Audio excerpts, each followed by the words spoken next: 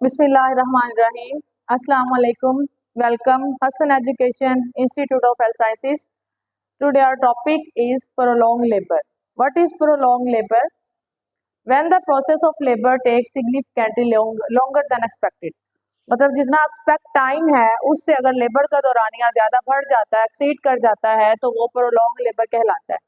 तो primary gravida में जो है लेबर का दौरानिया ज्यादा होता है और मल्टी ग्रेविडा में लेबर का दौरानिया थोड़ा सा कम होता है, लेकिन दोनों में ही अगर तो लेबर का दौरानिया ज्यादा बढ़ जाता है, उसके एग्जैक्ट टाइम से के टाइम पर डिलीवरी नहीं होती है, तो वो क्या कहलाती है? प्रोलॉन्ग लेबर कहलाती है। ठीक है, अब प्रोलॉन्ग लेबर क्यों हो जाती है, क्या वजह है, ये चीजें आप लोगों को पता होनी चाहिए। फर्स्ट ऑफ ऑल तो लेबर के रिलेटेड आपको पता होनी चाहिए कि इसकी कितनी स्टेजेस होती हैं। इसकी 3 स्टेजेस होती हैं, first, second and third stage. First stage में क्या होता है?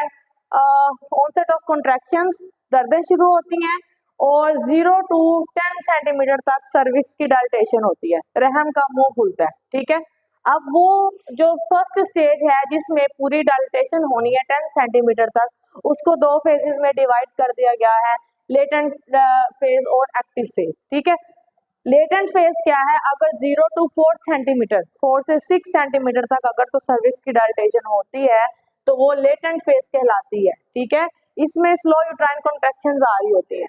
उसके बाद एक्टिव फेज ये है जिसमें 4 to 6 से लेकर 10 सेंटीमीटर तक सर्वाइकल डायलेटेशन होती है, जिसमें स्ट्रॉन्ग यूट्राइन कॉन्ट्रैक्शंस आ रही होती है। अब फुल डायलेटेशन ऑफ सर्विक्स हो गई फर्स्ट स्टेज में, वैसे ही सेकंड स्टेज स्टार्ट होगी। सेकंड स्टेज में क्या होता है? 10 सेंटीमीटर डायलेटेशन से लेकर फुल डायलेटेशन ऑफ सर्विक्स से लेकर delivery of the foetus, delivery of the baby होना है। ठीक है, उसके बाद थर्ड स्टेज आ गया। थर्ड स्टेज में डिलीवरी ऑफ द क्या होती है? प्लेसेंटा। ठीक है, डिलीवरी ऑफ द बेबी से लेकर delivery of the placenta and membranes. अब इन तीनों स्टेजेस में कहीं ना कहीं कॉम्प्लिकेशन हो जाती है। या तो फर्स्ट स्टेज प्रोलॉन्ग हो गई है, बेशक सेकंड फर्स्ट स्टेज हो गई लेकिन सेकंड स्टेज प्रोलॉन्ग हो गई है, या थर्ड स्टेज प्रोलॉन्ग हो गई है। अब तीनों जो स्टेजेस हैं इनका अलग अलग दौरानिया है, टाइम है। तीनों स्टेजेस में से कोई भी स्टेज का टाइम ज्यादा बढ़ गया है तो उसको हम क्या बोलेंगे? Prolong labour. ठीक है, अब उसकी काजेस क्या है, वजह क्या है प्रोलॉन्ग लेबर होने की? पहली काज है इनफेक्टिव यूट्राइन कॉन्ट्रैक्शंस, दर्दों का स्लो आना या दर्दों का बहुत ज्यादा आना। अगर तो दर्दें बहुत ज्यादा आ रही हैं तो वो क्या होगा? फीटल डिस्ट्रेस हो सकती है। अगर तो फीटल डिस्ट्रेस है तो पेशेंट की दर्दें जो है दर्दों पे अफेक्ट आएगा, कॉन्ट्रैक्शंस पे अफेक्ट आएगा।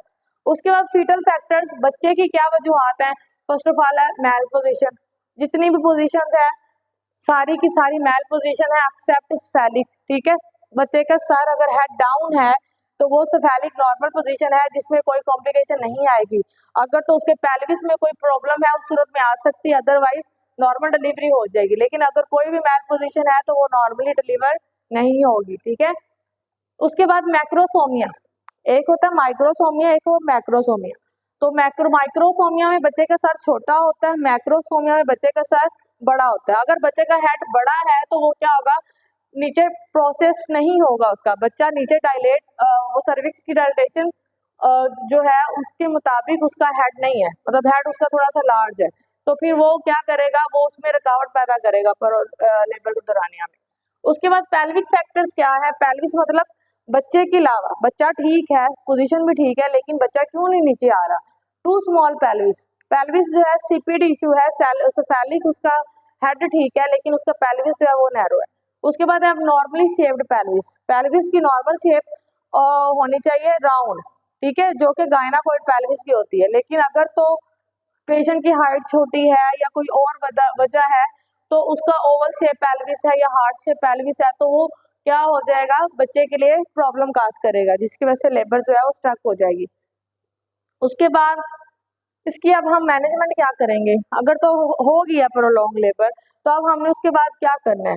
फर्स्ट ऑफ ऑल तो हमने पेशेंट को सपोर्ट करना है। पेशेंट परेशान है, एग्जॉस्ट हो चुकी है, उसको हमने क्या कहते हैं, वो डिहाइड्रेट हो गई है, तो उसको हमने एक तो पेन फ्री करना है, कंफर्ट स्ट्रेस फ्री करना है। उसके बाद उसके हमने कॉन्ट्रैक्शंस को इनहेंस करना है, दर्दें रुक गई हैं तो हमने उसको मेडिकेशन लगानी है, ऑक्सीटॉक्सिन लगानी है। ये नहीं है कि बहुत ज्यादा, ठीक है, एक जो है जितनी हम प्राइमरी या मल्टी ग्रेविडा के लिए स्पेसिफिक मतलब क्या कहते हैं उसको, क्वांटिटी है हमने उतने लगाने हैं। उसके बाद पोजीशन चेंज, मदर की कंफर्टेबल पोजीशन में लेके आना है।